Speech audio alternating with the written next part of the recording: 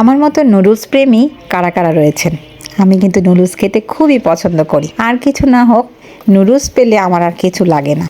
যাই হোক, আজকে নুডলস রান্না করছি। ওই যে আমি ভেজিটেবল পাকোড়া রান্না করেছিলাম, তার পাশাপাশি আমি নুডলসটাও রান্না করেছিলাম ওই দিন। তো ওই ভিডিওটাই আজকে শেয়ার করলাম। তো ভেজিটেবল নুডলস যেহেতু রান্না করবো, ওই যে শীতের সবজি আমি যা যা নিয়েছিলাম, গাজর, একটু ডিমটা আগে স্ক্রাম্বেল করে নিলাম, তার মধ্যে থেকে সবজিগুলো যা যা নিয়েছিলাম সেগুলো দিয়ে দিলাম। সবজির মধ্যে ছিল গাজর, ফুলকপি, মটরশুঁটি, তারপর দিয়ে একটু টমেটো সস, তারপরে সয়া সস।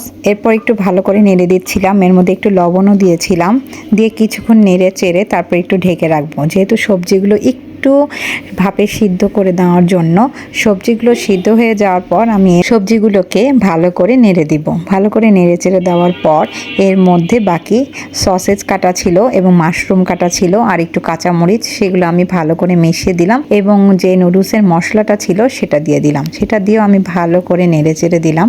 একটু অপেক্ষা করে এরপর সিদ্ধ করা যে নুডলসগুলো ছিল, আমি 2 প্যাকেট নিয়েছিলাম নুডলস, যেটা আমরা খুব পছন্দ করি। আর আর আমার হাজবেন্ড আমার হাতের নুডলস খেতে খুব পছন্দ করে, যার কারণে একটু বেশি করেই সবসময় বানিয়ে থাকি। ভালোভাবে মিক্সড করে নিয়ে তারপর নুডলস রান্না হয়ে গেল। এরপর আমরা সবাই মিলে একসাথে এনজয় করে খাওয়া দাওয়া শেষ করলাম। ভালো লাগলে আপনারাও রান্না করে দেখবেন এবং কমেন্টস করবেন। খোদা হাফেজ।